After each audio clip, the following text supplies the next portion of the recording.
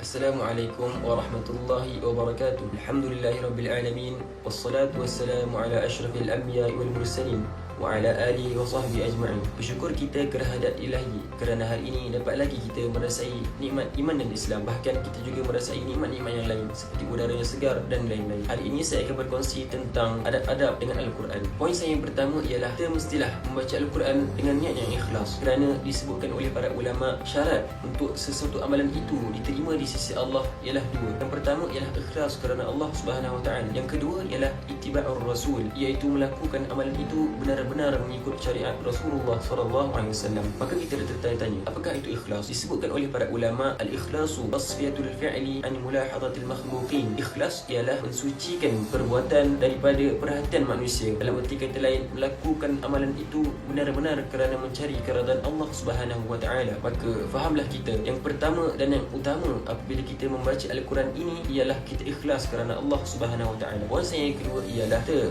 hendaklah mensasarkan waktu yang tertentu untuk kita mengkhatamkan Al-Quran. Disebutkan dalam kitab At-Tibyan fi Adabi Hamalatil Quran yang dikarang oleh Al-Imam An-Nawawi rahimahullahu taala. Di sana para salaf sangat menekankan aspek khatamkan Al-Quran. Ada yang mengkhatamkan Al-Quran satu kali dalam masa 2 bulan, ada yang mengkhatamkan satu kali dalam masa sebulan, bahkan ada yang mengkhatamkan 4 kali di waktu pagi dan 4 kali di waktu malam. Ini menunjukkan para salaf dulu sangat menekankan pembacaan Al-Quran dalam kehidupan mereka. Maka sebagai seorang Muslim, kita hendaklah menyusun waktu dan mencari waktu untuk membaca Al-Quran. Bukanlah kita menunggu waktu kosong barulah kita hendak membaca Al-Quran. Ini ialah perspektif yang salah. Kita boleh juga membaca Al-Quran umpamanya setiap kali selepas solat 4 muka surat. Maka kita akan membaca Al-Quran 1 juzuk setiap hari. Kita boleh cuba insya-Allah. Poin yang ketiga ialah apabila kita hendak membaca Al-Quran, ya kita mestilah memulakan bacaan itu dengan lafaz al-isti'adzah, dengan lafaz a'udzubillahi minasyaitonir rajim atau a'udzubillahis samiil alim minasyaitonir rajim. Berdalilkan firman Allah Taala, a'udzubillahi minasyaitonir rajim fa idza qara'tal Quran fasta'id billahi minasyaitonir rajim. Apabila kamu